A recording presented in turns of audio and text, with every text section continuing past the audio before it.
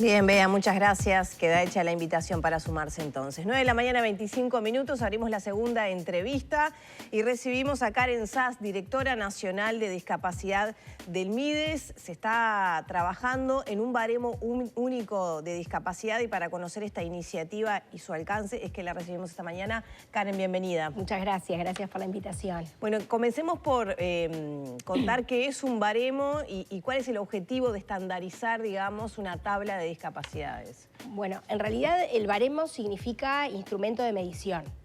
En Uruguay, a partir de un estudio que se hizo apoyado por Naciones Unidas en el 2019, el resultado dio que hay más de 7 instrumentos de medición en distintos organismos del Estado. ¿Qué quiere decir esto?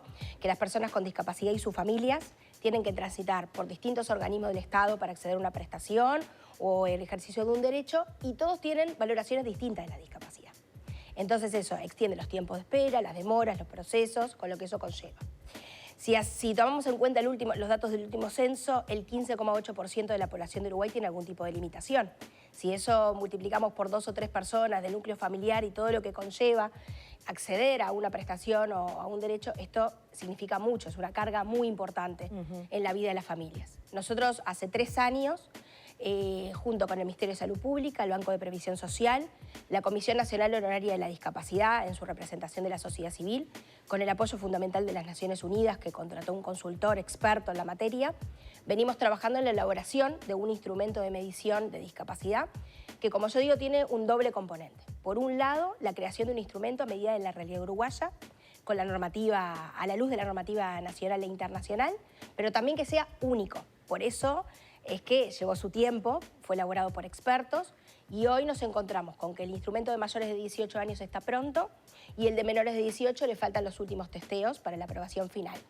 Con lo cual presentamos al Parlamento, el Poder Ejecutivo presentó una modificación de la Ley 18651, que es ahí donde surge la cuestión de la certificación de discapacidad, pero para que se cree el baremo único de discapacidad y que también cree una comisión asesora, que es la que viene funcionando, no solamente por la validación del instrumento final, sino por todos los ajustes que se puedan hacer a lo largo del tiempo, y también que sea la base sustantiva para un proceso de certificación única de discapacidad. ¿En cuánto se acortan los tiempos para lograr una certificación con este baremo único? Y bueno, en realidad muchísimo, porque si hay personas que transitan de repente por 3 organismos para acceder a una prestación, a la hora de la valoración de su discapacidad van a pasar solo por una vez, ¿no? Entonces hay que ver en cada organismo cuánto están los tiempos para acceder a esa prestación. Pero bueno, si vamos a poner el tiempo de 6 meses, si eso lo multiplicamos, de repente sería 1 año y medio. Y con esto, que el instrumento de medición va a ser único y que va a impactar en un único registro que ya está creado y está en la órbita del Ministerio de Desarrollo Social,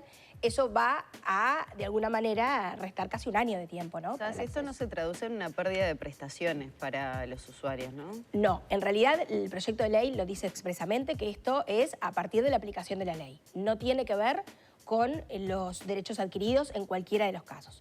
Lo que sí es importante mencionar es que este instrumento nuevo está ajustado a lo que la propia normativa internacional, sobre todo la Convención sobre los Derechos de las Personas con Discapacidad establece, y es que la discapacidad es una interacción entre 2 cosas. Por un lado, la limitación funcional que tiene una persona y por otro lado, las barreras actitudinales del entorno, de la comunicación que existen, y es esa interacción la que impide la inclusión plena y efectiva de las personas con discapacidad en la sociedad. Consulto, por ejemplo, si yo recibía 2 prestaciones anteriormente a este baremo, ¿a partir de ahora sigo recibiendo las 2 prestaciones o se hace una evaluación distinta? Las 2 prestaciones, porque en realidad este baremo único lo que hace es solamente medir la discapacidad. La prestación que otorga cada organismo sigue vigente con las condiciones y los requisitos que exige la prestación. Lo que esto viene a trabajar es que va a haber un único instrumento, entonces todos los organismos y todo el Estado habla el mismo lenguaje. Bien.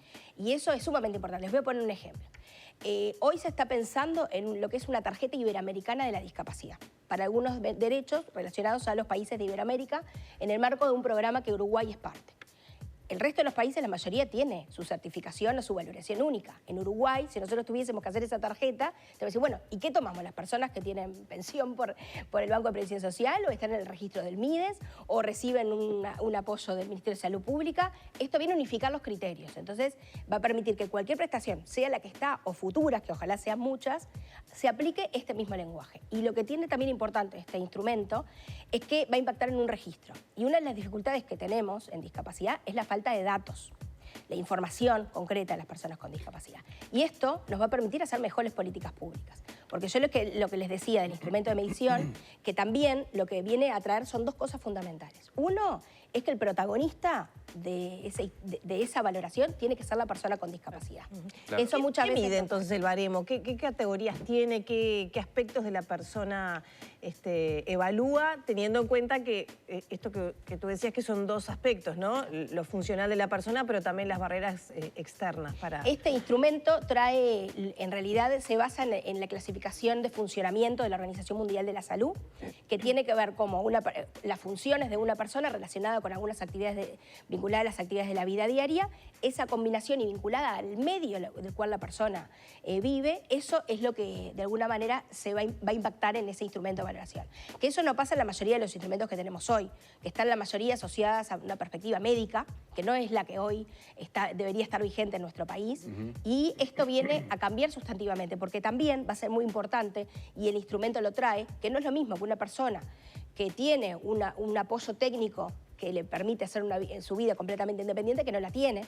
Y eso es muy importante también, porque cómo medimos el impacto de las políticas de rehabilitación, de apoyos técnicos, de un montón de cosas, este instrumento nos permite llegar a ese punto. La gente que nos está mirando seguramente dice, la verdad que está buenísima la simplificación burocrática, está bárbara. Yo le quiero preguntar, seguramente tocaron muchos callos, hay chacras de poder en todo el Estado importantes. ¿Fue muy complicado en ese sentido quitarle poder a determinadas administraciones públicas?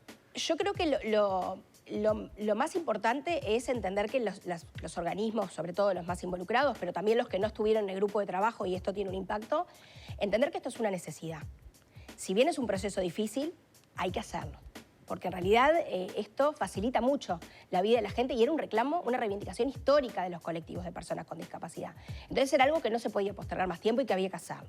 Por supuesto que es difícil y sobre todo cuando está el impacto de las prestaciones económicas. Claro. Por eso es que es un trabajo de hace 3 años con expertos técnicos de cada uno de los organismos y personas con discapacidad que trabajaron en ese instrumento para que sea el mejor instrumento. Y de hecho, de acuerdo a la valoración también del experto que trabajó en la creación del instrumento de Chile, de Ecuador, de Japón, dice que es uno de los más confiables a nivel internacional, por lo cual tenemos una expectativa de que sea un impacto muy positivo, no solamente para el acceso y la facilidad a acceder, sino para todas estas cosas que yo les traía recientemente. Karen, lo mencionaste hace un ratito, el último censo que se realizó el año pasado, y pienso en qué medida impactó los datos que se recabaron a partir del censo y de esas estadísticas para crear este baremo. En realidad, el 15,8 es del censo anterior, porque todavía no están los datos del último censo, que hay que ver qué recoge. Los censos son muy insumos, ¿no? Sigue Datos siendo importantes. Y además, lo que tiene de importante es que en realidad el censo lo que mide son las limitaciones, ¿no? Y de forma de la autopercepción, de cómo la persona se percibe.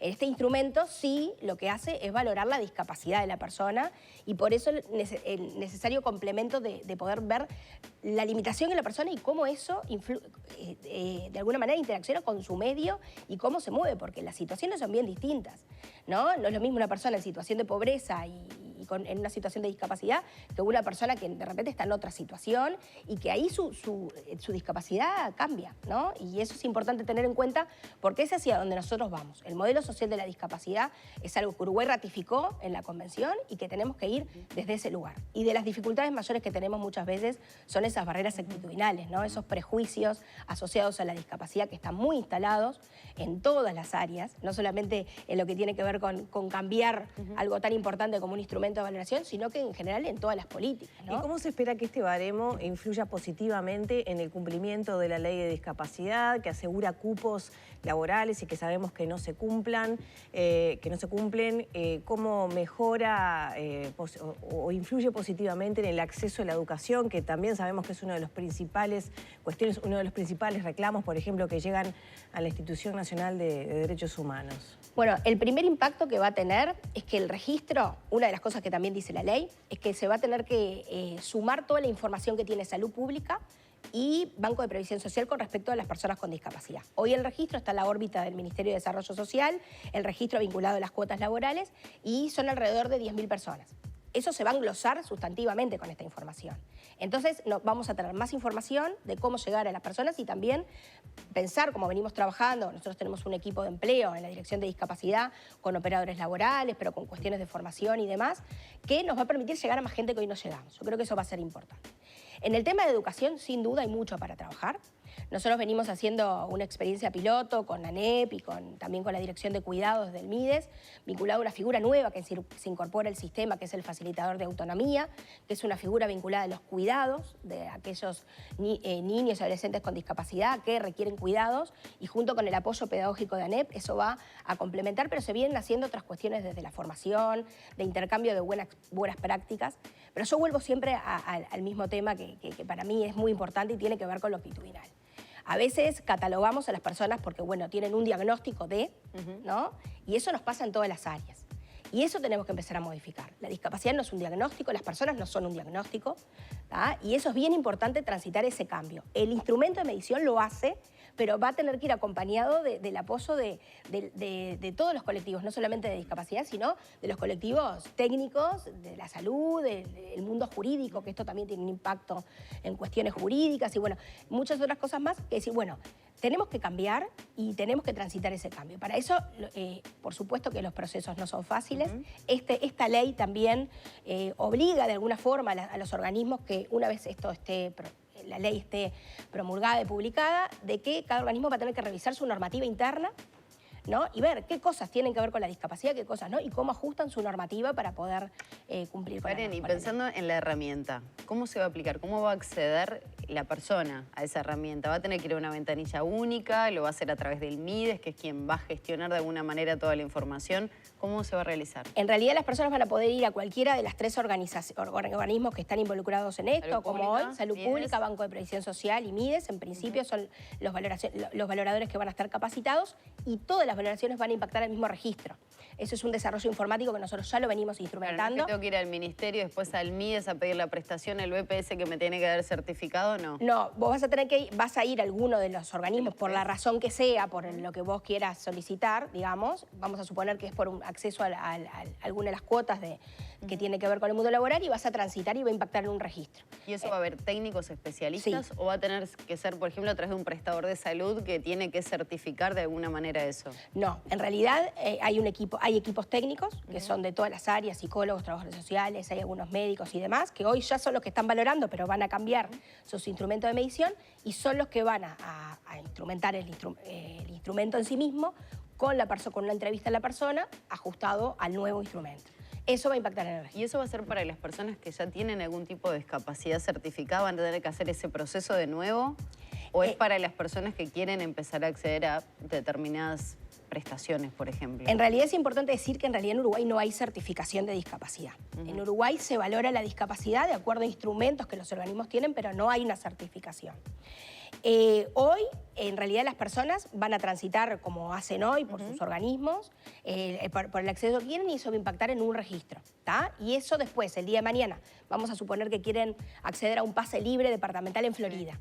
Entonces, ya hoy la persona puede descargar su constancia y le va a permitir acceder a esa prestación. Por ejemplo, esa prestación. El que ya está en un registro, eso no va a modificar. No tiene que hacerlo de nuevo. No, esto es, a partir de la ley, los derechos adquiridos se mantienen y el registro se va a englosar con toda la información que hoy los organismos tienen. ¿Espera un incremento de declaraciones de invalidez? ¿En qué porcentaje? ¿O de certificaciones a partir de ahora? ¿En qué porcentaje? O dicho de otro modo, ¿creen que hay un subregistro por las dificultades burocráticas que hay para acceder?